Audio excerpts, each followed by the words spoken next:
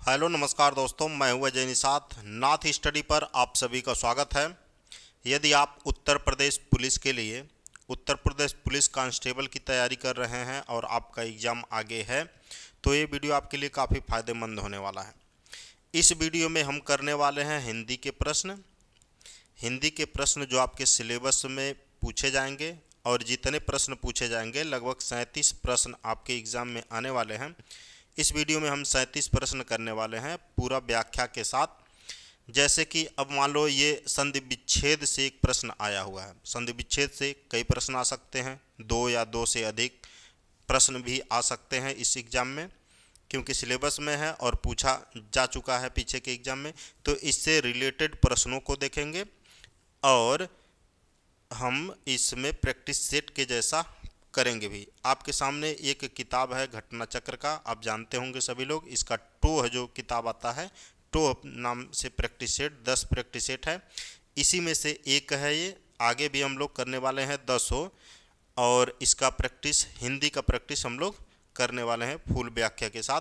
यकीन मानिए आपको मज़ा आएगा। और एक चीज़ और बता दूं, मैं जैसे ये संधि विच्छेद का प्रश्न है, आगे के प्रश्नों में अगर हम लोग बात देखें, यहाँ पर वाक्य से आ गया है, संज्ञा के बारे में पूछ लिया है। तो संज्ञा से पूछा है ना, तो संज्ञा से भी एक दो प्रश्न आएंगे। तो इस अलग अलग प्रकार के प्रश्नों को आप तैयार कर लेंगे। पुल्लिंग से यहाँ पर पूछा है, इन प्रश्नों को आप तैयार करेंगे। तैयार करने से आपको जिस पार्ट में दिक्कत होता है, जिस लेसन में दिक्कत होता है, उस लेसन को आप पूरा फिर से जाकर रिवीजन करेंगे। ठीक है, आप अभी प्रश्नों का उत्तर भी देते हुए चलेंगे और हमारे साथ प्रैक्टिस भी करते हुए चलेंगे और जानकारी लेते हुए चलेंगे। एक चीज़ मैं और बता देना चाहता हूँ, एक आप मार्केट से OMR ले लीजिए या OMR ऑनलाइन लेकर उसको प्रिंट करा लीजिए। OMR में आपका रोल नंबर भरना होगा और यहाँ पर 4 पार्ट दिए होंगे। इन चारों पार्टों में आपको क्या करना होगा, 150 का होगा ब्लैंक, खाली ब्लैंक होगा, उसको आप भरते हुए चलेंगे। ठीक है, उसको आप भरते हुए चलेंगे। यहाँ पर 1 से 37 तक हिंदी करने वाले हैं। उसके बाद 38 से लेकर फिर मैथ का होगा, फिर सामान्य ज्ञान का होगा, फिर मैथ का होगा, फिर रीजनिंग का होगा। इसी नंबर से चलता जाएगा 150 प्रश्न। तो आप OMR को भरते हुए जाएंगे और अपने तैयारी को जांचेंगे भी। और बता दें एक चीज़ और, हम ज़्यादा बकवास नहीं करने वाले हैं। मैं शुरू से बता दिया अपना पर्पज कि इस वीडियो में पर्पज क्या होने वाला है। तो आइए अभी के लिए शुरू करते हैं हम। पहला प्रश्न, गायक का संधि विच्छेद क्या है। देखिए, आप जानते हैं संधि विच्छेद कितने प्रकार का है, 3 प्रकार का है। संधि विच्छेद कितने प्रकार का है, 3 प्रकार का। कौन कौन? एक है स्वर संधि, एक है स्वर संधि, दूसरा व्यंजन संधि, तीसरा विसर्ग संधि। ये प्रश्न पूछ देगा आपके एग्जाम में। इनमें से बताइए कौन संधि का नाम नहीं है। तो 3 संधि आपके सामने दिया रहेगा, स्वर संधि, व्यंजन संधि और विसर्ग संधि। ये तीनों नाम दिया रहेगा, एक कोई और नाम दे देगा, तो यहाँ से आप क्लियर कर लेंगे। ठीक है, चलिए, ये हालांकि आप जानते होंगे। यहाँ पे गायक है ना, गायक जो है यह है अयादि संधि। क्या है? अयादि संधि है, अयादि संधि। गायक की संधि का उदाहरण है, अयादि संधि का उदाहरण है। और गायक का संधि विच्छेद जो होगा वो गय धन अक होगा। क्या होगा? गय धन अक होगा। किसका संधि विच्छेद? गायक का संधि विच्छेद। ऐसे आपको तो विकल्प कौन सा यहाँ पर सही होने वाला है? सी सही होने वाला है। क्या होने वाला है? सी सही होने वाला है। और ऐसे ही आपको अगर कह दे नायक का संधि विच्छेद बताइए। अब एक चीज़ और मैं बता दूं आपको, अयादि संधि है जो ना, स्वर संधि का भेद है। किसका भेद है? स्वर संधि का भेद है।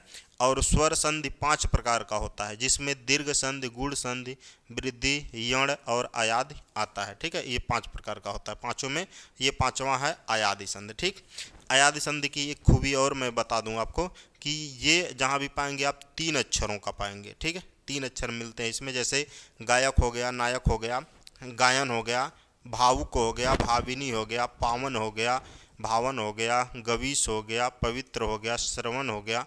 ये सब 3 अक्षर के मिलते हैं। ठीक है, यहाँ तक क्लियर होगा।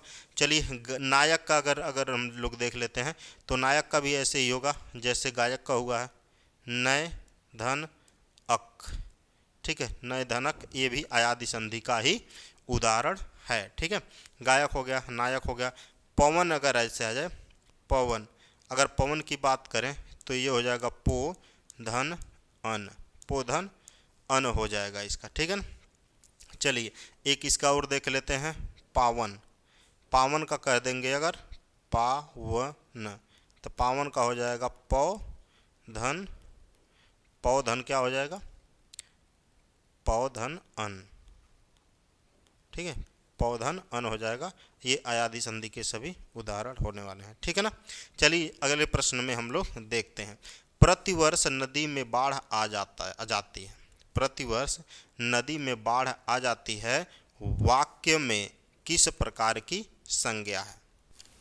तो यहाँ पर एक चीज़ और मैं बता दूँ, मैं ये मानता चल रहा हूँ कि आप जो जिस OMR के बारे में मैंने बताया है वो OMR आप लोग भरते होंगे। अगर अभी OMR नहीं है तो 1 2 3 4 5 ऐसे करके नंबर लिख डालिए 40 तक, और उसको इसके आगे ABCD लिखते हुए चलिए, अपने आंसर को सही और गलत मिलाते हुए चलिए, तो आप बाद में देख पाएंगे कि किस में सुधार की आवश्यकता है आपको, किस लेसन में। ठीक है, तो यहाँ पर वाक्य में किस प्रकार की संज्ञा है, संज्ञा से प्रश्न आया ना। अब संज्ञा कितने प्रकार का होता है, संज्ञा कितने प्रकार का होता है, आप लोग एक शब्द में इसका जवाब नहीं दे सकते। क्यों नहीं दे सकते?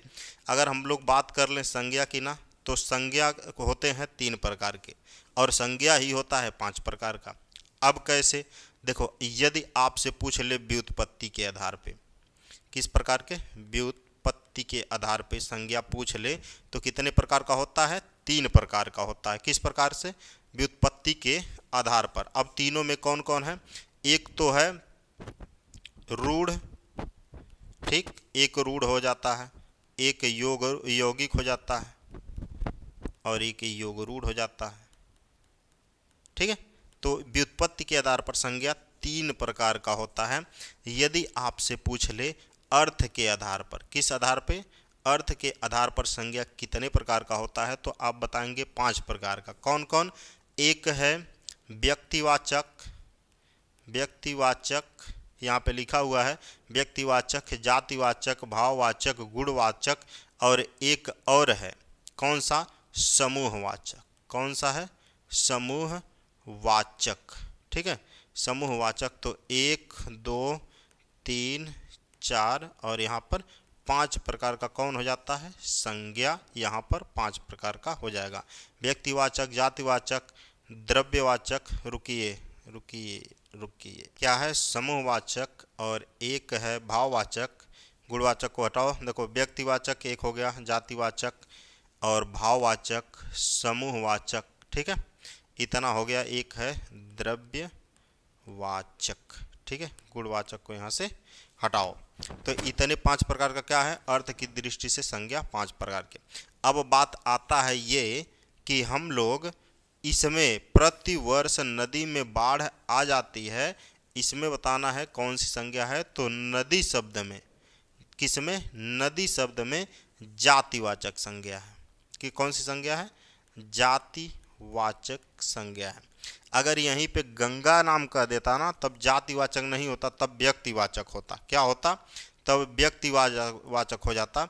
लेकिन यहाँ पर नदी का नाम ले लिया, जैसे पर्वत कह दे, पर्वत, तो पर्वत कौन सा पर्वत, पर्वत तो एक जाति हो गई। हिमालय की बात कर रहा है, नीलगिरी की बात कर रहा है, कि किसका बात कर रहा है यहाँ पे, अरावली की बात कर रहा है, नहीं क्लियर है, वो जाति हो गया पर्वत। अगर किसी एक पर्वत का नाम ले ले तो वहाँ पर व्यक्तिवाचक आ जाता। ठीक है, अब देखो यहाँ पे नदी नाम लिया है, तो नदी क्या किस में आ जाएगा, ये आ जाएगा जातिवाचक में। नदी एक जाति है, अगर किसी नदी का नाम ले लेता, जैसे गंगा, गंगा नाम ले लेता, तो ये व्यक्तिवाचक में आ जाता है। यहाँ तक क्लियर? ठीक है, चलिए आगे चलते हैं हम लोग।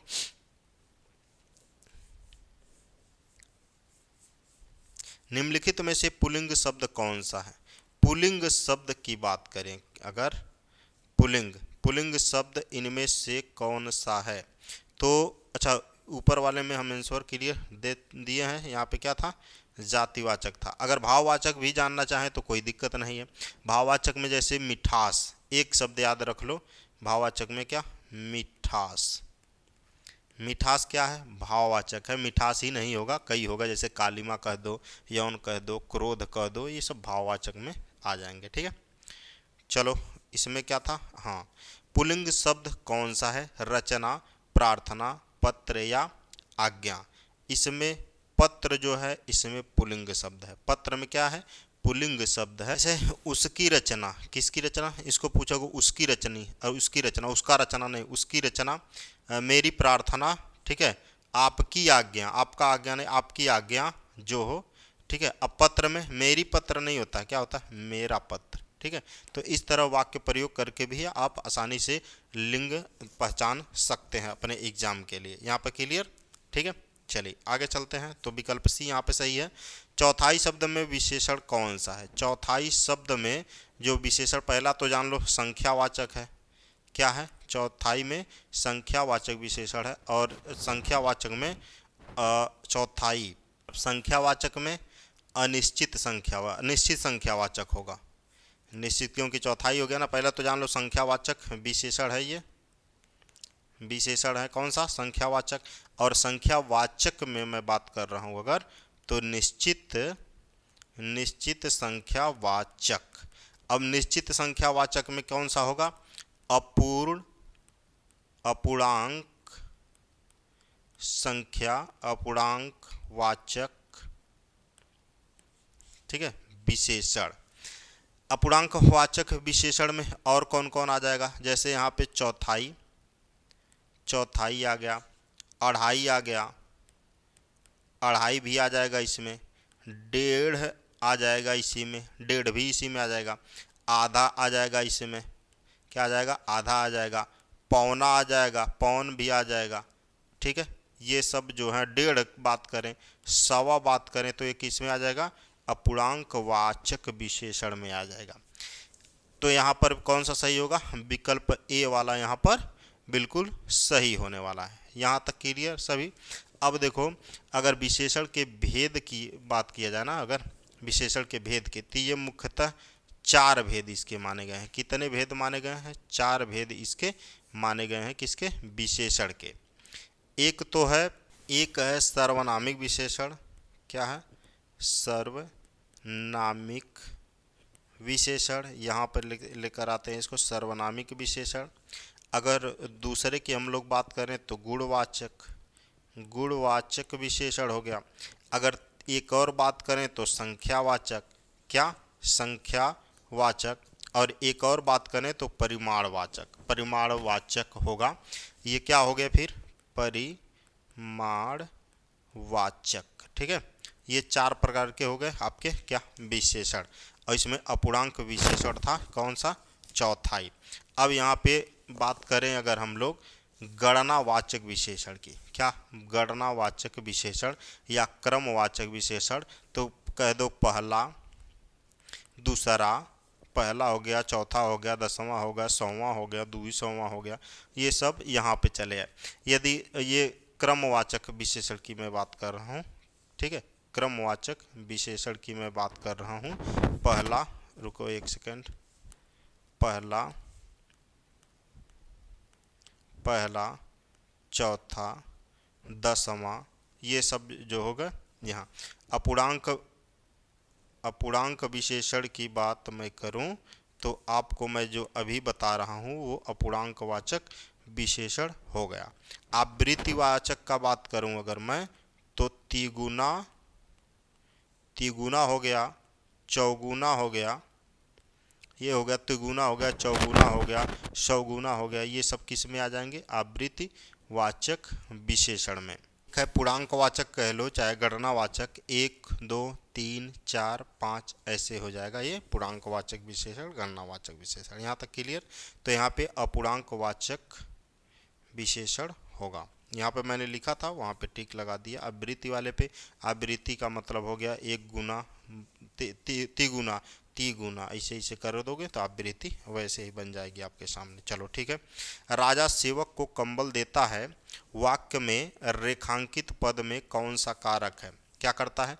राजा सेवक को कंबल देता है। आपने याद किया होगा, कर्ता ने हम अभी आराम से चल रहे हैं, धीरे धीरे स्पीड भी हम लोगों का तेज होगा जब आप हमारी बातों को समझने लगेंगे। कर्ता ने कर्म को करण से संप्रदान के लिए आपादान से संबंध नानी ने ये होता है, काकी के नानी ने रारी रे ये सब आएगा।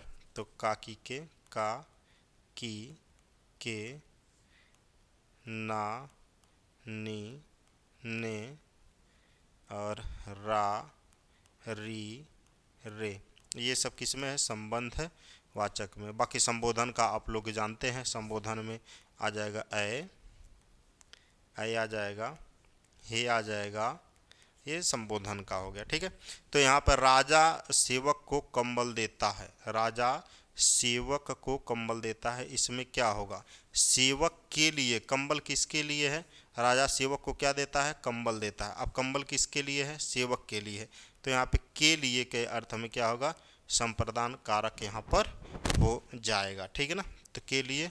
अब देखिए यहाँ पर को का मत कर्म वाला सिर्फ को नहीं है, के लिए यहाँ पर भी को होता है, लेकिन जब को का अर्थ के लिए यहाँ पर आएगा तब यहाँ पर हो जाएगा क्या, संप्रदान कारक। ठीक है, तो यहाँ पर कौन सा होगा, संप्रदान कारक होगा।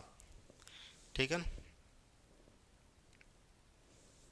चीज और, जब कर्ता जो है, कर्ता किसी के लिए कोई कार्य करे, ठीक है, को आए चाहे के लिए आए, तो वहाँ पर होता है क्या, संप्रदान कारक। तो जब कर्ता किसी के लिए कार्य करे तो वहाँ पर होता है संप्रदान कारक। विकल्प सी यहाँ पर सही है। मैंने आम खा लिया है, मैंने आम खा लिया है वाक्य में प्रयुक्त काल पहचानिए। आप अपना आंसर ऐसे गोला कर लीजिए। मैंने आम खा लिया है, इसमें क्या पहचानना है, काल पहचानना है, कौन सा काल होगा, अपूर्ण भूतकाल की हेतु मद भूतकाल या पूर्ण भूतकाल या आसन्न भूतकाल। लाइन में बता दूं, जिस वाक्य से क्रिया की समाप्ति निकट भूतकाल में ही सूचित होती है, मतलब जिस वाक्य में क्रिया की समाप्ति अभी अभी जल्दी ही भूतकाल में हुआ है, ठीक है, पास्ट में हुआ है, वहाँ पर होता है आसन्न भूतकाल। मैंने आम खा लिया है मतलब यानी कि ये घटना अभी थोड़ी देर पहले ही घटित हुई है, तो यहाँ पर कौन सा है, विकल्प डी जो है सही। भूतकाल की अगर हम बात कर रहे हैं, इसके 5 भेद होते हैं। कितने, 5 भेद होते हैं। कौन कौन, सामान्य भूतकाल, सामान्य हो गया, आसन्न भूतकाल, अपूर्ण भूतकाल हो गया, संदिग्ध हो गया, संदिग्ध भूतकाल, और एक है हेतु मद भूतकाल। ठीक है, ये 5 प्रकार के हो गए, पांचों प्रकार आप जान सकते हैं यहाँ से। अच्छा चलिए एक एक उदाहरण मैं दे रहा हूँ। सामान्य भूतकाल का, राम गया, सामान्य भूतकाल हो गया, राम गया, ठीक है, राम गया है और सीता आ चुकी है, मोहन गया, श्याम आ चुका है, ये आसन्न भूतकाल में हो जाएगा। अगर ये कहें कि अपूर्ण भूतकाल में, तो राम जा रहा है, ये अपूर्ण भूतकाल हो गया। और अगर संदिग्ध भूतकाल की अगर हम बात करें तो राम गया होगा, ये किस में आएगा, संदिग्ध भूतकाल में। और हेतु मद भूत की बात करें तो राम जाता, ठीक, राम जाता, यहाँ पर ये है जाने वाला है, ठीक, पर गया नहीं। राम जाता ये किसका है, हेतु मदभूत का है, राम जाता लेकिन गया नहीं। इस अर्थ, जब ऐसा अर्थ दिखे तो वहाँ पर हेतु मदभूत हो जाएगा। तो अगर आ गया राम जाता तो वह आती, इस प्रकार का आ जाए तो वहाँ पर हेतु मदभूत होगा। ठीक है। चार आपके ये 5 हो गए। वह हमेशा अपने भाई के गीत गाता रहता है। वाक्य में अव्यय पद बताना है, अव्यय पद बताना है। वह अपने भाई के गुण हमेशा गाता रहता है। पहले आप जानिए कि अव्यय कहते किसको हैं। ऐसे शब्द जिनमें लिंग, वचन, पुरुष, कारक इन किसी भी चीज का के कारण कोई विकार उत्पन्न नहीं होता है, नहीं आता है, उसे अव्यय कहते हैं। ठीक है, ऐसे शब्द जिस पे लिंग, वचन, ये पुरुष, ठीक है, कारक इनका कोई प्रभाव नहीं पड़ता है, ऐसे शब्द को क्या कहते हैं? अव्यय कहते हैं। जैसे आप लोगों ने सुना होगा ऐसा शब्द जैसे आर पार, ठीक, आर पार सुना होगा, पास पास सुना होगा, के प्रति सुना होगा, के नज़दीक सुना होगा, ठीक, के लगभग सुना होगा। इसमें क्या चीज़ की जा सकती हैं? के पीछे हो गया, के पश्चात हो गया, ये शब्द इसलिए आ गया, ठीक है, और आ गया, अंत आ गया, जब आ गया, तब आ गया, परंतु आ गया, आज आ गया। आज को अगर लिंग बदला जाए तो क्या लिखोगे? आज ही लिखोगे, कोई प्रभाव नहीं पड़ेगा, चाहे लिंग का हो गया, चाहे कारक का हो गया, चाहे पुरुष का हो गया, वचन का हो गया, ठीक है, कोई प्रभाव आज पर नहीं पड़ने वाला है। शब्द आज पर, कब पे कोई प्रभाव इन चीज़ों का नहीं पड़ेगा, किंतु पे इन किसी भी चीज़ का प्रभाव नहीं पड़ने वाला है। जब पर नहीं पड़ेगा, तब पर नहीं पड़ेगा कोई प्रभाव, ठीक है, और पर इनका कोई प्रभाव नहीं। ये सब अव्यय हैं। तो ऐसा इसमें कौन सा अव्यय है आपके सामने है? तो अपने अपने अपने अगर कहा जाए तो अपने को अपनों लिख सकते हैं, ठीक है, अपने को अपनों भी लिख सकते हैं, अपनों, ठीक है। तो प्रयुक्त वाक्य में जो है हमेशा एक ऐसा शब्द है जो अव्यय पद है। क्या है? अव्यय पद किस में है? हमेशा में अव्यय पद है। विकल्प जो है, विकल्प यहाँ पे इधर उधर है और सही जो है हमेशा है। चलिए, निम्नलिखित में से कौन सा शब्द तत्सम है? तत्सम से भी आपके प्रश्न पूछे जाएंगे, तो तत्सम वाले चैप्टर को भी आप लोग देख लीजिएगा। माँ, मछली, केला या अमूल्य।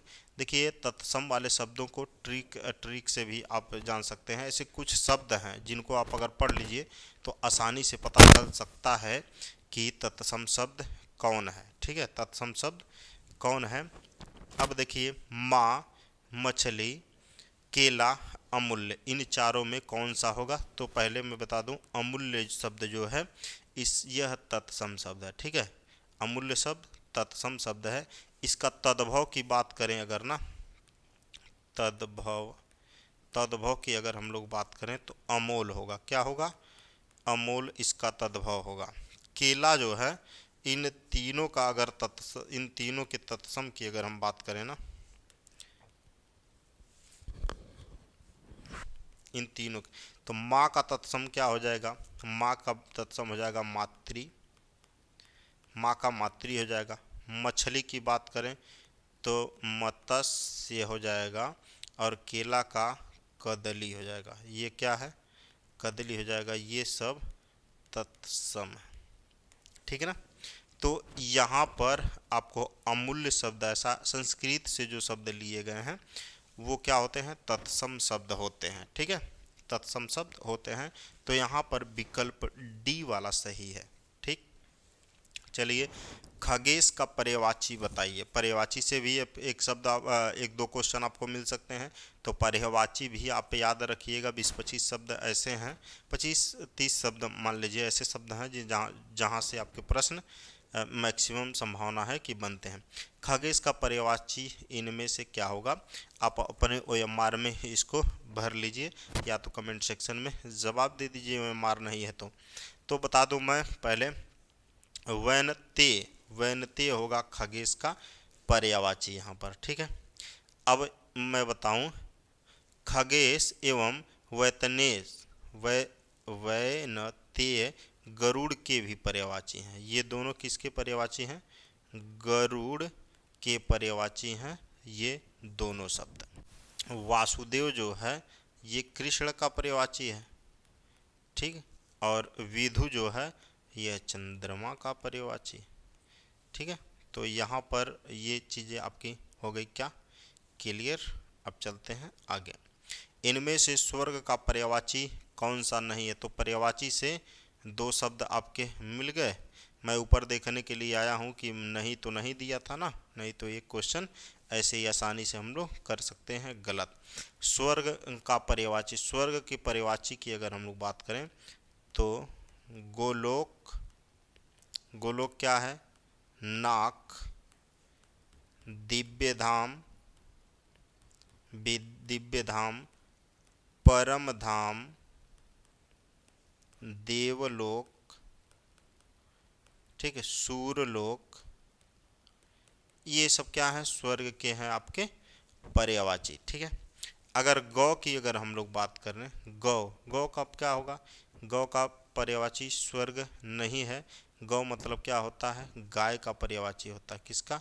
गाय का। तो विकल्प यहाँ पर कौन सा सही होगा? सी वाला सही हो जाएगा। दिव्य धाम है, नाक भी इसका क्या है? पर्यायवाची है। बैकुंठ भी स्वर्ग का पर्यायवाची है। ठीक है, अगर हम लोग गाय का अन्य पर्यायवाची की बात कर लें अगर इसके, क्योंकि अन्य पर्यायवाची भी पूछे जा सकते हैं, तो धेनु, धेनु, कामधेनु का नाम सुना होगा, सुरभि, ठीक है, धेनु भी है, सुरभि भी है, भद्रा भी है। ठीक है, गाय का भद्रा भी है। तो ये सब गाय के पर्यायवाची हो गए आपके। चलिए आगे चलते हैं। धर्म बुद्धि में कौन सा समास है? धर्म बुद्धि में अगर हम लोग समास की बात कर लें तो कौन सा होगा? तो बहुव्रीहि समास होगा। धर्म बुद्धि में कौन सा समास होगा? धर्म बुद्धि में बहुव्रीहि समास होने वाला है। इसका समास विग्रह किया जाए तो धर्म है या बुद्धि, अरे अच्छा रुक जाइए, यहाँ पर तो विशेषता बता रहा है, एक सेकेंड, बहुव्रीहि को हटाओ, विशेषता बता रहा है ना। धर्म बुद्धि मतलब धर्म है जो बुद्धि, धर्म है यह बुद्धि, यानी कि बुद्धि जो है धर्म है, तो ये विशेषता बता रहा है ना। तो यहाँ पे कर्मधारय समास होगा। कौन सा समास होगा? कर्मधारय समास होगा। यहाँ पर विकल्प सी सही है। चलो आगे आप लोग आंसर देते हुए चलिए, OMR में टिक लगाते हुए चलिए और अंतिम में बताइए कि आपका कितना सही हुआ। निम्नलिखित में से कौन सा अस्थाई भाव नहीं है? अस्थाई भावों की संख्या आप जानते हैं, अस्थाई भाव किसके होते हैं? रस के। किसके होते हैं? रस के अस्थाई भाव होते हैं। और इसकी संख्या कितनी है? 9 है। अस्थाई भावों की संख्या कितनी है? 9 है। नवों के नाम हम लोग देख लें। नवों के नाम के साथ साथ अब देखिए रसों की संख्या भी कितनी है? 9 है। 11 भी माना जाता है, 11 भी माना जाता है। अगर अस्थाई भावों के साथ रिलेट करें तो 9 है। वैसे अन्य भी जैसे रस हैं, जैसे वत्सल्य रस, अगर भक्ति रस को जोड़ दिया जाए तो कुल 11 रस हो जाएंगे आपके। ठीक है, चलिए इनके नाम भी देखते हैं और इनके अस्थाई भाव भी देखते हैं। जैसे श्रृंगार, श्रृंगार रस का अस्थाई भाव। श्रृंगार एक चीज़ पहले देख लो कि श्रृंगार इस तरह से लिखा जाएगा, इसमें कंफ्यूज मत होना। श्रृंग ये वाला चीज़ नहीं रहने वाला है यहाँ पे। ठीक, श्रृंगार,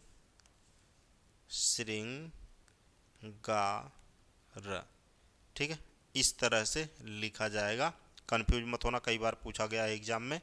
और इसका रति, रति या प्रेम क्या है? इसका अस्थाई भाव है। हास्य रस का क्या है? हास्य रस की बात करें तो हास्य इसका अस्थाई भाव है। करुण रस की बात करें, करुण रस का तो शोक है, क्या है? शोक है।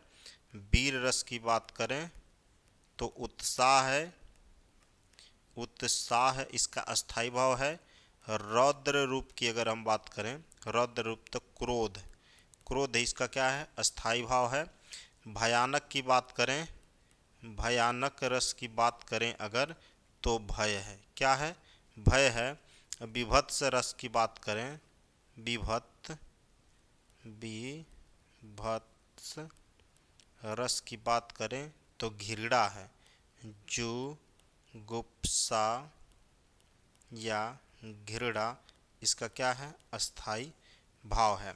अगर अद्भुत की बात करें, अद्भुत, अद्भुत की हम लोग बात करें तो विस्मय या आश्चर्य, ठीक है, ये इसका अस्थाई भाव है।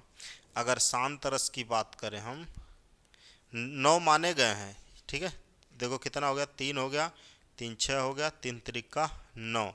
अगर 9 माने गए हैं ऐसा आपको पूछा जाए तो बताना है, ठीक है।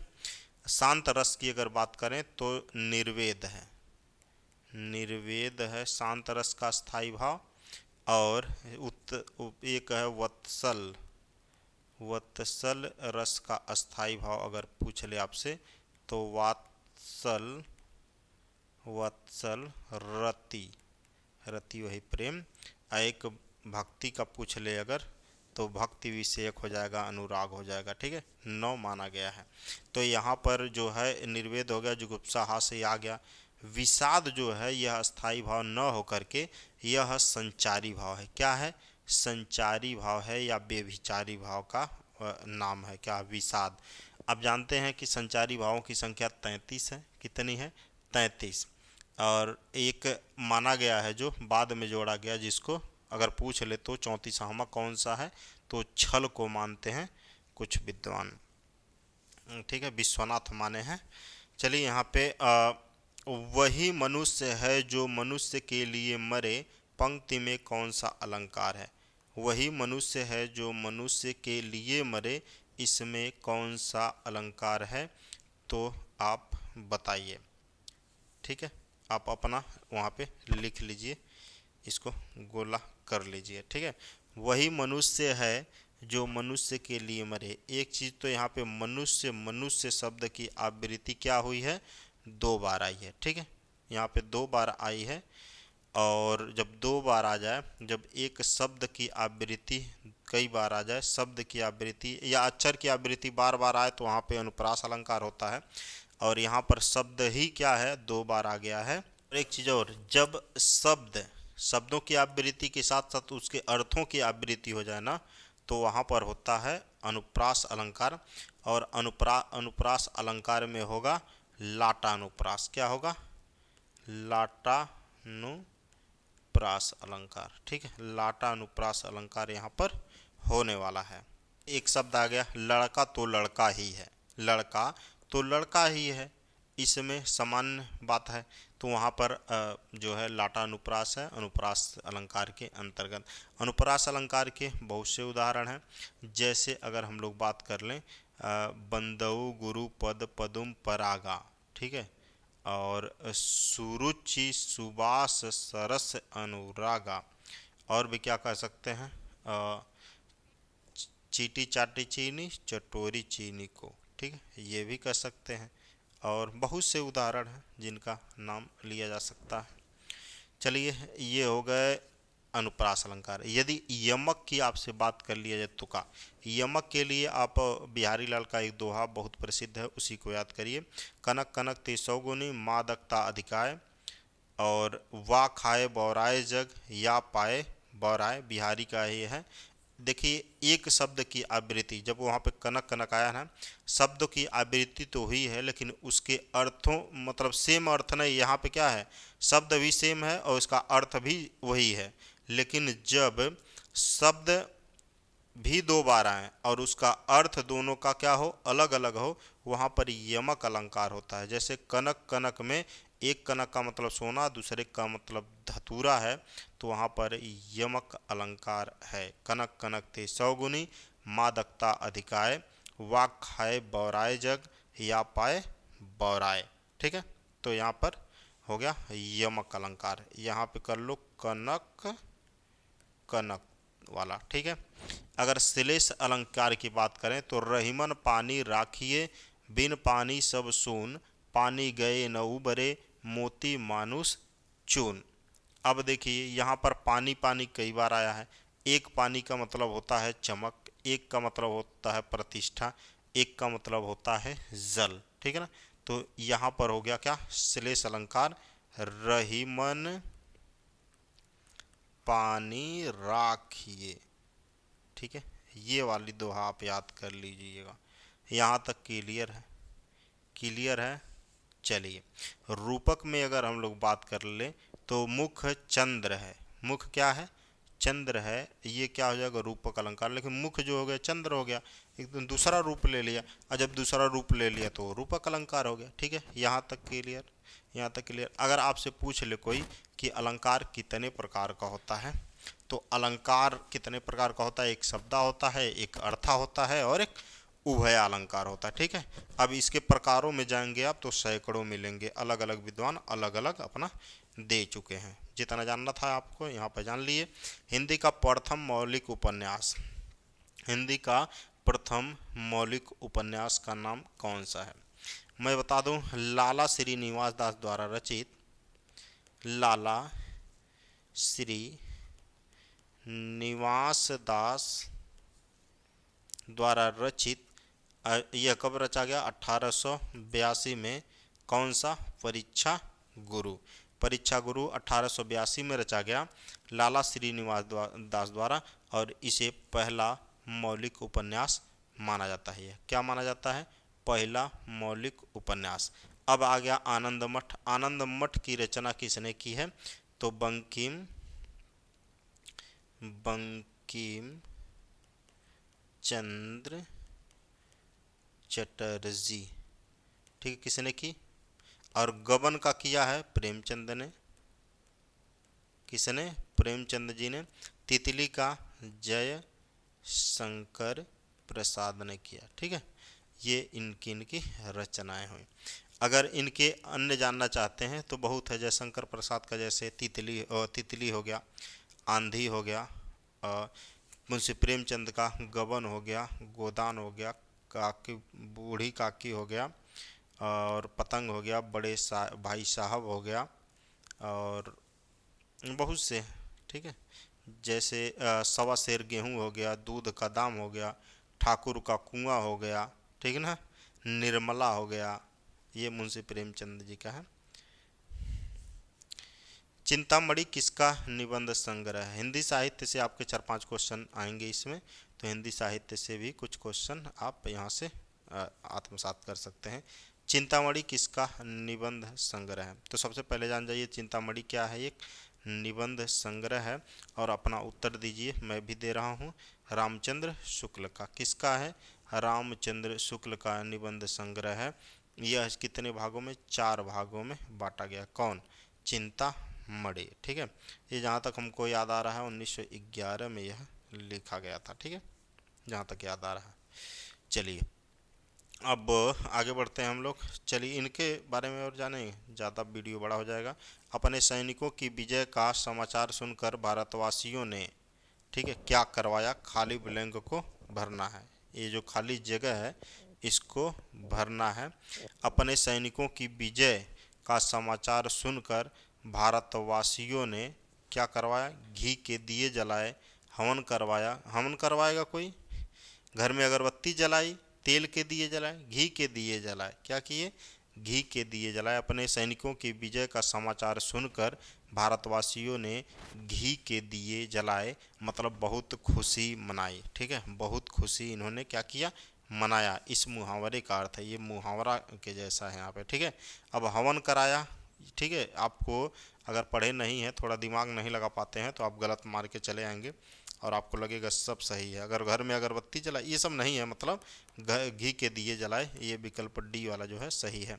चलिए अगले प्रश्न के, बहुत लाजवाब प्रश्न है। देखिए 17 से 21 नंबर प्रश्नों का उत्तर देना है और गद्यांश को पढ़ कर देना है। यहाँ पर आपके सामने गद्यांश है, गद्यांश को पढ़ना है फिर उत्तर देना। गद्यांश तो बड़ा है, देखने में बड़ा लग रहा है। चलिए इसको हम लोग छोटा कैसे करते हैं, पहले प्रश्नों को देख लीजिए। 17 से के घुमक्कड़ शब्द में कौन सा प्रत्यय है? अच्छा ये बताइए, घुमक्कड़ शब्द में अगर आपको प्रत्यय देखना हो तो उसकी ज़रूरत है क्या? मतलब उस चीज़ की ज़रूरत है जो चीज़ आपको वहाँ पर है, मिला हुआ है। अरे ये वाला चीज़, इस पैराग्राफ की ज़रूरत है। घुमक्कड़ में कौन सा प्रत्यय अगर है बताना है तो नहीं है, क्योंकि घुमक्कड़ में अगर प्रत्यय पड़े हो तो अक्कड़ है। देखिए कैसे, घूम एक शब्द है, ठीक है, घूम एक शब्द हो गया। अब उसके बाद इसमें अक्कड़, अक्कड़ प्रत्यय लगा हुआ है। अब प्रत्यय अक्कड़ लगा हुआ है तो हो गया क्या? घुमक्कड़। तो अक्कड़ प्रत्यय है। अब यहीं पे आपका क्या हो गया, सही हो गया। अब पैराग्राफ पढ़ो चाहे न पढ़ो वो तो अलग की बात है। एक क्वेश्चन हो गया। समय कम हो तो इस प्रकार कर सकते हैं, महावीर स्वामी का जन्म कहाँ हुआ, उस ऊपर वाले गद्यांश में पैराग्राफ में दिया हुआ है अनसीन पैसेज में। लेकिन अगर आपको खुद पता है महावीर स्वामी का जन्म कहाँ हुआ और आपके पास टाइम कम है तो आप यहाँ से भी आप उसका आंसर दे सकते हैं। चलिए हम यहाँ पे आंसर नहीं दे रहे हैं, क्यों, क्योंकि पैराग्राफ का मतलब ख़त्म हो जाएगा। चलिए जल्दी जल्दी करके, स्वच्छंद में कौन सी संधि है, ये ऐसे भी आप बता सकते हैं। पैराग्राफ से इसका कोई लेना देना नहीं है क्योंकि ये व्याकरण है और पैराग्राफ में व्याकरण तो मिलेगा नहीं आपको गद्यांश में, ठीक है। चलिए आगे का प्रश्न देखते हैं। महात्मा बुद्ध ने जब बुद्धत्व प्राप्त किया तब उनकी अवस्था कितनी थी। ये आप अगर जीके सही है तो आप जान सकते हैं, एकेडमिक पढ़ाई सही है तब भी जान सकते हैं। हालांकि हम लोग गद्यांश को पढ़ के यहाँ पर उत्तर दे लेंगे। श्रुति धर्म का क्या अर्थ है, श्रुति धर्म का क्या अर्थ है, चलिए उसको अब हम लोग गद्यांश को एक बार पढ़ते हैं, ठीक है ना। चलिए, आदिम आदिम आर्य घुमक्कड़ ही थे। अब देखिए घुमक्कड़ शब्द आया था लेकिन वहाँ पे आपको ये नहीं क्लियर होता कि यहाँ पे अक्कड़ प्रत्यय लगा हुआ, तो आप ग्रामर पढ़ के व्याकरण पढ़ के ही जान सकते हैं। यहाँ से आदिम आर्य आर्य घुमक्कड़ ही थे, यहाँ से वहाँ वे घूमते ही रहते थे, घूमते भटकते ही वे भारत पहुँचे थे। यदि घुमक्कड़ी का बना उन्होंने न धारण किया होता, बाना न धारण किया होता, यदि वे एक स्थान पर ही रहते तो आज भारत में उनके वंशज न होते। भगवान बुद्ध घुमक्कड़ थे। भगवान क्या थे, भगवान बुद्ध घुमक्कड़ थे। भगवान महावीर घुमक्कड़ थे। वर्षा ऋतु के कुछ महीने को छोड़कर एक स्थान में रहना बुद्ध के वश का नहीं था। 35 वर्ष की अवस्था में उन्होंने बुद्धत्व प्राप्त किया। तो 35 वर्ष की अवस्था में उन्होंने क्या किया, बुद्धत्व प्राप्त किया। हम लोगों को प्रश्न पूछा था, अब हम लोग यहाँ पे जान गए हैं कितने वर्ष में, 35 वर्ष में। तो आप यहाँ से जाकर उसका आंसर दे सकते हैं या तो इसको आप पढ़ भी सकते हैं। लेकिन जल्दी जल्दी, 35 वर्ष से 80 वर्ष की अवस्था तक जब उनकी मृत्यु हुई, 35 से 80 वर्ष तक जब उनकी मृत्यु है, 45 वर्ष तक वे निरंतर घूमते ही रहे। अपने आप को समाज सेवा और धर्म प्रसार में लगाए रहे। अपने शिष्यों से उन्होंने कहा, चरथ भिक्षवे चारिक हे भिक्षुओं घुमक्कड़ी करो। यद्यपि बुद्ध कभी भारत के बाहर नहीं गए किंतु उनके शिष्यों ने उनके वचनों को सिर आंखों पर लिया और पूर्व में जापान, उत्तर में मंगोलिया, पश्चिम में मकदूनिया और दक्षिण में बाली द्वीप तक धावा मारा। और श्रावण महावीर को स्वच्छंद विचरण के लिए अपने वस्त्रों तक को त्याग दिया। दिशाओं को उन्होंने अपना अंबर बना लिया, अंबर मतलब कपड़ा। वैशाली में जन्म लिया, पावा में शरीर त्याग किया। वैशाली में उन्होंने जन्मा और पावा में शरीर त्याग किया। जीवन पर्यंत घूमते रहे, मानव के कल्याण के लिए, मानवों के राह प्रदर्शन के लिए। और शंकराचार्य 12 वर्ष की अवस्था में संन्यास लेकर कभी केरल, कभी मिथिला, कभी कश्मीर और कभी बद्रिकाश्रम में घूमते रहे। कन्याकुमारी से लेकर हिमालय तक समस्त भारत को अपना कर्मक्षेत्र समझा। और यहाँ पे दिया है, सांस्कृतिक एकता के लिए, समन्वय के लिए, श्रुति धर्म की रक्षा के लिए शंकराचार्य के प्रयत्नों से ही वैदिक धर्म का उत्थान हो सका। तो ये वाला सही हो गया था घुमक्कड़। और दूसरा, महावीर स्वामी का जन्म कहाँ हुआ, ये हुआ था वैशाली में। कहाँ हुआ था, वैशाली में हुआ था। यहाँ पर मिलेगा आपको, देखिए यहाँ पर मैंने मार्क किया है ना वैशाली के, देखिए यहाँ पे नाम कहाँ लिया है, दिशाओं को उन्होंने अपना पैगंबर बना लिया। वैशाली में उन्होंने अब जन्म लिया। किसने, ये महावीर की बात हो रही है। अब महावीर का नाम यहाँ पे कहाँ है, महावीर का नाम देखिए, हाँ यहाँ पे महावीर के बारे में लिखा हुआ है, ठीक है ना। चलो यहाँ पे महावीर के बारे में लिखा हुआ था। अब देखो आगे का प्रश्न, 2 प्रश्न आपके सही हो गए। और उसके बाद स्वच्छंद में कौन सी संधि है। अब इसको पढ़ने के लिए पैराग्राफ की कोई ज़रूरत नहीं है। तो यहाँ पर स्वच्छंद में कौन सी संधि होगी आपकी, इसका संधि विच्छेद कर लेते हैं। स्व, एक तो हो गया स्व और दूसरा हो गया छंद। क्या होगा, स्व और छंद, इसमें होने वाली है व्यंजन संधि। कौन सी संधि होने वाली है, व्यंजन संधि होने वाली है। सही, तो विकल्प यहाँ पर डी वाला जो है वह सही है। कौन सा विकल्प सही है, डी वाला विकल्प सही है, स्वधन छंद। ठीक है, चलिए। महात्मा बुद्ध ने जब बुद्धत्व की प्राप्ति की तब उनकी अवस्था कितनी थी, 35 वर्ष थी। उसमें आया था ना, कितनी थी, 35 वर्ष थी। वहाँ पे हम लोग बोले भी हैं। चलिए, श्रुति धर्म का क्या अर्थ है। श्रुति धर्म का अर्थ यहाँ पर वैदिक धर्म से है। किस धर्म से है, वैदिक धर्म से है। यहाँ पर नीचे दिया हुआ है, श्रुति धर्म की रक्षा के लिए शंकराचार्य के प्रयत्नों से ही वैदिक धर्म का उत्थान हो सका। यहाँ पर दिया हुआ है, तो क्या हो जाएगा, यहाँ पर वैदिक धर्म हो जाएगा। ठीक है ना।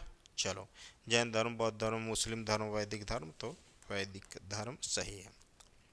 उच्चारण स्थान के आधार पर इसका मतलब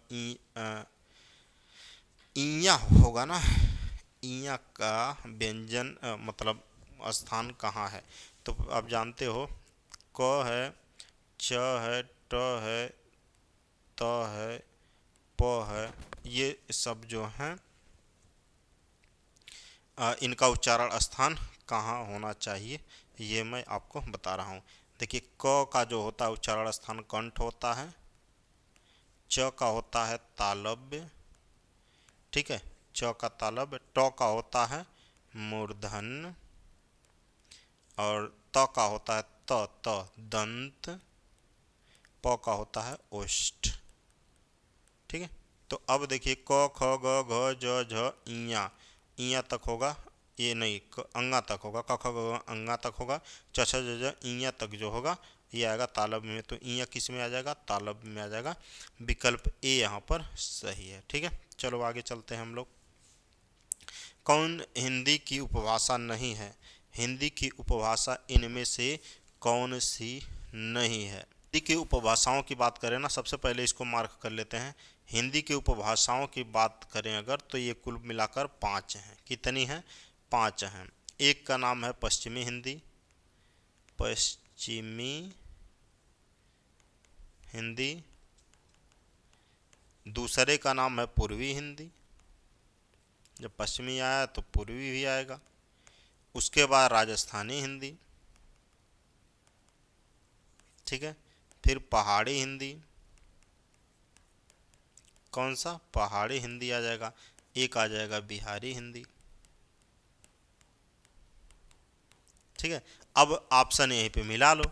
मराठी हिंदी है, नहीं है, तो विकल्प ए वाला जो है यहाँ पर सही होगा। पश्चिमी है, पूर्वी है, राजस्थानी है।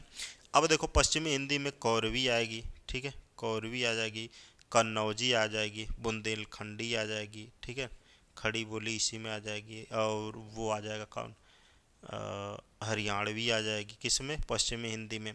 पूर्वी हिंदी की बात करें तो पूर्वी हिंदी में अवधी आ जाएगी। कौन सी आ जाएगी, अवधी आ जाएगी। किस में, पूर्वी हिंदी में आ जाएगी। राजस्थानी में कौन सी आ जाएगी, राजस्थानी की अगर हम लोग बात करें तो जयपुरी आ जाएगी, ढूंढारी आ जाएगी, ऐसे हैं। और पहाड़ी की हिंदी की गढ़वाली आ जाएगी, बिहारी में मैथिली आ जाएगी। ये सब हो गए। चलिए, रिक्त स्थानों की पूर्ति के लिए सबसे उपयुक्त विकल्प का चयन करें। रोहन को है कि मोहन इतना काम कर सकेगा। मोहन को है कि, क्या है, मोहन को डर है कि, मोहन को शंका है कि, मोहन को मोहन को भय है कि, इन चारों में क्या होना चाहिए। शंका तथा आशंका शब्द में वर्तमान और भविष्य काल का अंतर है। शंका और आशंका, आशंका मतलब इस समय, और आशंका मतलब भविष्य में। आशंका, मुझे आशंका है कि कल मैं पढ़ाई न कर पाऊँ या कर पाऊँ या ज़्यादा पढ़ पाऊँ, ठीक है। ये मतलब आशंका है कि कल क्लास न चले, ये सब चीज़ें। आशंका है कि सर जी रेगुलर न आए, ठीक है, ये चीज़ें हैं। तो यहाँ पे डर की भय होना चाहिए। आप अपना दे दीजिए। और यहाँ पर होना चाहिए आशंका। रोहन को आशंका है कि मोहन इतना काम कर सकेगा। ठीक है, रोहन को आशंका है, सॉरी, रोहन को आशंका है कि मोहन इतना काम कर सकेगा। विकल्प जो है सी वाला यहाँ पर सही। चलिए, इटली की राजधानी रोम की तरह दिल्ली भी कई बार उजाड़ा और बसाया गया। यहाँ पर पहले प्रश्न पढ़ लेते हैं। दिए गए वाक्य में रेखांकित खंडों को प्रतिस्थापित का चयन करें। यदि इसे प्रतिस्थापित करने की आवश्यकता नहीं है तो विकल्प आवश्यक, मतलब ये एक किनारे से ही। यहाँ पर देखना हम लोगों को, इटली की राजधानी रोम की तरह दिल्ली भी कई बार उजाड़ा और बसाया गया। उजाड़ा और बसाया गया नहीं होना चाहिए, देखा जाए कई बार उजाड़ा और बसाया गया। कई बार दिल्ली भी कई बार उजाड़ा और बसाई गई। उजाड़ा और बसाई गई दोनों नहीं आ सकता, किसी बदलाव की आवश्यकता नहीं, बाद में देखेंगे। इटली की राजधानी रोम की तरह दिल्ली भी कई बार उजाड़ा और बसाया गया। कितनी बार यहाँ दे दिया इसलिए गलत हो गया। कई बार उजाड़ी और बसाई गई ये हो सकता है। इटली की राजधानी रोम की तरह दिल्ली भी कई बार उजाड़ी और बसाई गई। उजाड़ी और बसाई गई, विकल्प डी यहाँ पर सही है। चलो, सही वर्तनी वाले शब्द का चयन करें। यहाँ पर सही वर्तनी वाले शब्द का चयन करें कि चतुष्कोण कैसे लिखा जाएगा, चतुष्कोण किस तरह लिखा जाएगा। तो अब देख लो, चतुष्कोण यहाँ पे न नहीं होना चाहिए, चतुष्कोण न नहीं होता है, पहले तो जान लो ड आता है लास्ट में। चतुष्कोण यहाँ पर मूर्धन्य स आएगा, दंत स नहीं आएगा। यहाँ पर तालव्य स है, तालव्य स न आकर के यहाँ पर मूर्धन्य स आएगा। तो विकल्प डी जो है यहाँ, विकल्प डी सही होगा यहाँ पे। चलिए ठीक है, आगे चलते हैं। निम्नलिखित में से कर्मवाच्य वाला वाक्य चुनें। कर्मवाच्य वाले वाक्य को हमको क्या करना है, चुनना है। ऐसा कहते हैं कि, ऐसा कहते हैं कि, आगे तुम लिख नहीं सकते। ऐसा कहते हैं कि तुम लिख नहीं सकते, एक ये हो गया। बिल्ली के हाथों चूहा मारा गया। ठीक है, उसे सब कुछ बता दें। बिल्ली के हाथों चूहा मारा गया, यहाँ पर लग रहा है कि कुछ काम होगा। ठीक है, अब देखो, मारा गया, कौन मारा गया, चूहा मारा गया। किसने मारा, बिल्ली ने मारा। अब देखो, यहाँ पर क्रिया का प्रभाव जो है, क्रिया का प्रभाव किस पे पड़ा है, चूहा पर पड़ा है ना, चूहा पर पड़ा है। और वाक्य में कर्म की क्या है, प्रधानता है। किसकी प्रधानता है, मारने की प्रधानता है।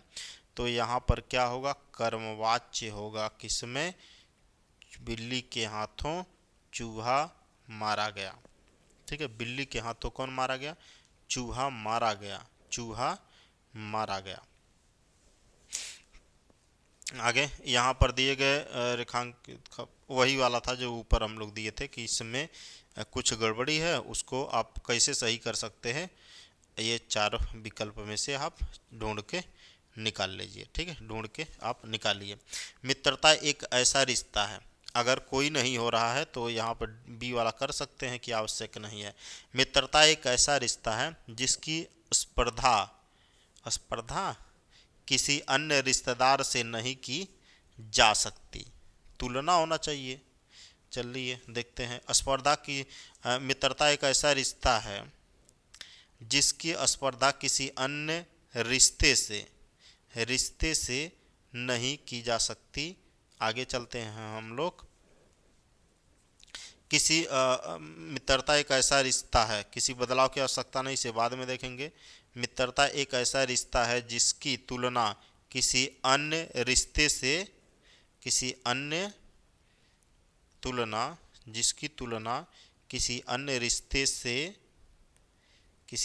रिश्ते से नहीं की जा सकती। ये होना चाहिए विकल्प सी, तुलना किसी अन्य रिश्तेदार से नहीं। मित्रता एक ऐसा रिश्ता है जिसकी स्पर्धा नहीं होगा, पहले तो बता दें। मित्रता एक ऐसा रिश्ता है जिसकी तुलना किसी अन्य रिश्तेदार से नहीं की जा सकती।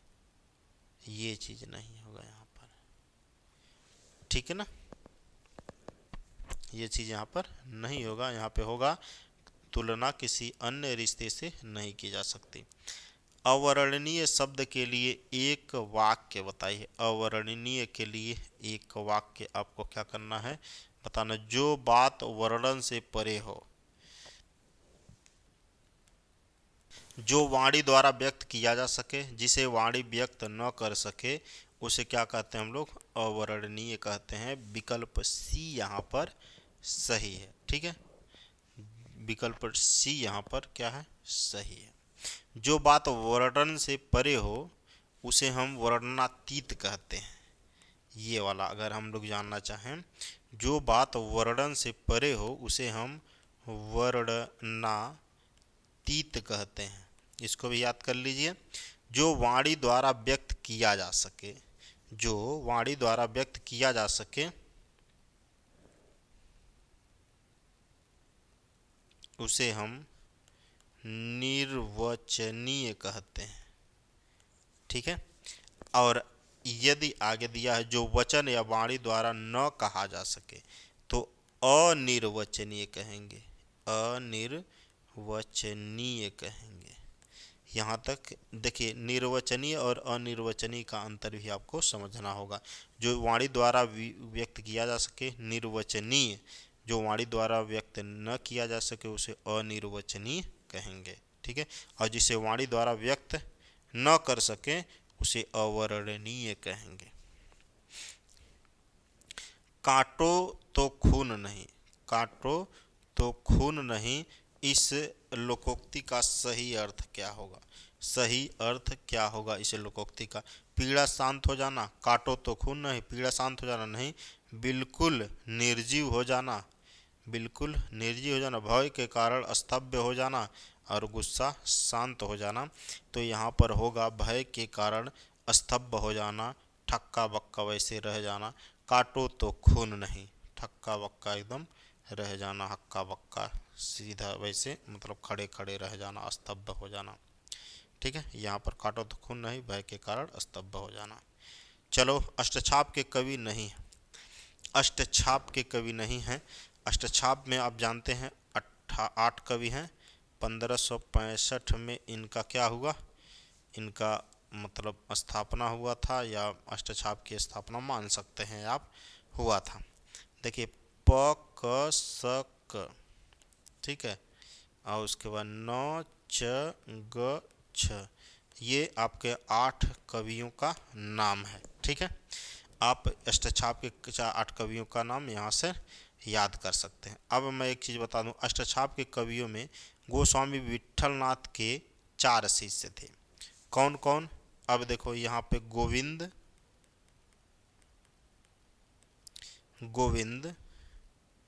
स्वामी थे। उसके बाद यहाँ पर नंद दास थे, नंददास। उसके बाद चतुर्भुज दास थे,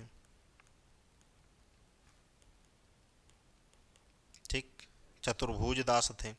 और एक नाम और हो गया चित स्वामी, ठीक है, चित स्वामी थे। पक्षक में परमानंद दास,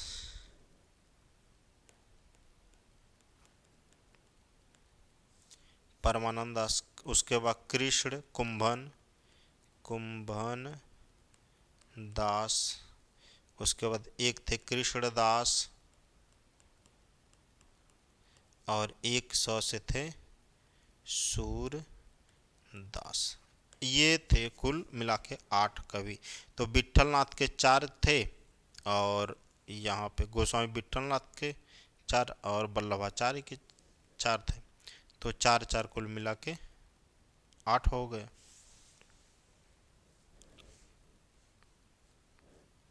सूक्ष्म शब्द का विलोम क्या होगा, सूक्ष्म शब्द का विलोम की अगर हम लोग बात करें तो सूक्ष्म का स्थूल होगा, क्या होगा, स्थूल होगा। बड़ा होगा, स्थूल होगा, स्थूल मतलब बहुत बड़ा होगा। सूक्ष्म का विलोम क्या होगा, स्थूल होगा। मोटा का विलोम पतला हो जाएगा। ठीक है, ऐसे शब्द हैं हल्के फुल्के। अव अवली और आविल का अर्थ क्या है? अवली और आविल के अर्थ की हम लोग अगर बात कर लें, पहले तो अवली जो शब्द है ना, ये संज्ञा है। क्या है? संज्ञा है। ये क्या है? संज्ञा है। और संज्ञा में भी स्त्रीलिंग है। क्या है इसमें? स्त्रीलिंग यह शब्द है। और इसके अर्थ की अगर हम लोग बात करें तो पंक्ति होता है, पंक्ति होता है, लाइन होता है, कतार होता है इसका अर्थ। और आविल की अगर हम लोग बात कर लें तो ये क्या है? विशेषण है। क्या है? विशेषण है। अब विशेषण शब्द होने के साथ साथ इसका अर्थ जो है यह गंदा है। क्या है? गंदा है, मैला है इसका अर्थ। ठीक है, गंदा है, मैला है। तो विकल्प डी वाला यहाँ पर सही होना चाहिए। ठीक। अत्याचार शब्द में उपसर्ग बताइए। अत्याचार में अति उपसर्ग होगा। क्या होगा? अति होगा। इसमें यण संधि होगी, स्वर संधि के अंतर्गत यण संधि इसमें होगी। अति इसमें क्या है? उपसर्ग है। ठीक है, अति। तो इसका संधि विच्छेद अगर हम लोग करें तो अति धन अंत। ठीक है, ये होगा। अच्छा, अत्याचार है ना, अत्यंत का हो गया ये, तो ये अत्यंत हो गया, यहाँ पे लिख लो अत्यंत। अगर हम लोग अत्याचार का बोलें तो अति धन आचार। ठीक है, अति धन आचार। चलो आगे चलते हैं भाई। महोर्मिका संधि विच्छेद क्या होगा? किसका? महोर्मिका संधि विच्छेद क्या होगा? तो पहले ये जान लो, स्वर संधि के अंतर्गत गुण संधि है ये। क्या है इसमें? गुण संधि है। किसमें? महोर्मी में। और इसका संधि विच्छेद जो हो जाएगा महाधन उर्मी। अब देखो एक चीज़ ये भी जानना, उर्मी में बड़ा ऊ रहेगा, इसको मत भूलना। ठीक है ना। वे वाक्य सरल वाक्य कहलाते हैं जिनमें वे वाक्य सरल वाक्य कहलाते हैं जिनमें एक उद्देश्य और एक विधेय हो। क्या हो? एक उद्देश्य होना चाहिए, उद्देश्य एक होना चाहिए, विधेय भी क्या होना चाहिए? विधेय भी एक ही होना चाहिए। और इसमें एक क्या होना चाहिए? क्रिया भी होना चाहिए। क्रिया भी एक होगा, तब वो क्या हो जाएगा? सरल वाक्य कहलाएगा। अब देखो, एक उद्देश्य एक विधेय, तो तीसरा वाला ज़्यादा सही लग रहा है। ठीक है, तीसरा वाला सही लग रहा है ज़्यादा। वैदेही वनवास किसकी रचना है? वैदेही वनवास की अगर हम लोग बात करें ना, चलो इसको थोड़ा मस्ती से करेंगे। वैदेही वनवास आप पहले आंसर दे लो। अयोध्या सिंह उपाध्याय हरिऔध, रामधारी सिंह दिनकर, या मैथिली शरण गुप्त, या फिर श्रीधर पाठक। इन चारों में बता दीजिए आप कि यह रचना किसकी वैदेही वनवास। तो मैं बताऊं, वैदेही वनवास हरिऔध की रचना है। हरिऔध के बहुत से रचनाएं हैं, जैसे चुभते चौपदे। क्या है? चुभते चौपदे इनकी रचना है। रस कलश है, रस कलश इनकी एक रचना है। अच्छा, कलश इस तरह से नहीं लिखा जाएगा, कलश में रहेगा बड़ा सा। ठीक है। प्रेम प्रपंच इनकी रचना है। कर्मवीर है। क्या है? कर्मवीर है। चोखे चौपदे हो गया। और चुभते हैं, चुभते चौक, अच्छा चुभते लिखे हैं, चोखे चौपदे। ठीक है, ये भी इन्हीं की रचना है। किसकी? ये है हरिऔध की रचना है। एक प्रेम पुष्पहार इनकी रचना है। कर्मवीर भी है। रसिक रहस्य है, रसिक रहस्य इनकी रचना है। ठीक है ना, इनकी रचना है। अगर मैथिली शरण गुप्त की हम लोग बात कर लें तो भारत भारती है। दिनकर की बात करें तो रश्मि रथी है। रश्मि रथी, उर्वशी है, कुरुक्षेत्र है, क्या है, कुरुक्षेत्र है। ये सब रचनाएं इनकी हैं, ठीक है ना। अगर और भी रचनाएं जानना चाहते हैं, सामधेनी है, हुकार है, संस्कृत के 4 अध्याय है, लिखेंगे खूब लिखवा देंगे हम। नीम के पत्ते है, उर्वशी, रश्मि रथी, रेणुका भी है, ठीक है ना। किसका, रामधारी सिंह दिनकर का। तो एक आधा और लिख लो, संस्कृत के 4 अध्याय पूछेगा आपसे, संस्कृत के, अच्छा यहाँ से निकलना चाहिए, थोड़ा सा रुकिए, क्योंकि ये बहुत इंपॉर्टेंट है, आपके एग्जाम में पूछे जाने की प्रबल संभावना है। यहाँ से लेकर चलते हैं और यहाँ पे लिखते हैं संस्कृति के 4 अध्याय। उसके बाद रेणुका ये भी लिखिएगा, रश्मि रथी, उर्वशी, कुरुक्षेत्र और संस्कृत के 4 अध्याय, हुंकार लिखिए, हुंकार, ठीक है। ये इतना याद रहना चाहिए आपको रामधारी सिंह दिनकर से। और एक साकेत इनका, भारत भारती तो हो गया, फिर साकेत, साकेत याद कर लीजिए। एक पंचवटी याद कर लीजिए, इतना कम से कम हो। और अगर याद करना है आपको, चलिए इनका सेक्शन बना देते हैं हम। एक जयद्रथ वध, क्या, जयद्रथ वध, ठीक है। एक उर्मिला भी है इनका एक रचना, ठीक है ना। बहुत सी हैं इनकी रचनाएं, ठीक है। किसकी, मैथिली शरण गुप्त की। अगर सिरधर पाठक की बात कर लें हम लोग, अगर किसकी, सिरधर पाठक की हम लोग बात करें तो इनका इधर सेक्शन बना लो, ठीक है। इनकी अगर बात करें तो एक याद रखना, एकांत वासी, ठीक है, अनुवादित है योगी, एकांतवासी योगी, जगत सच्चाई सार, सच्चाई भी लिखता है, सार, और वनाष्टक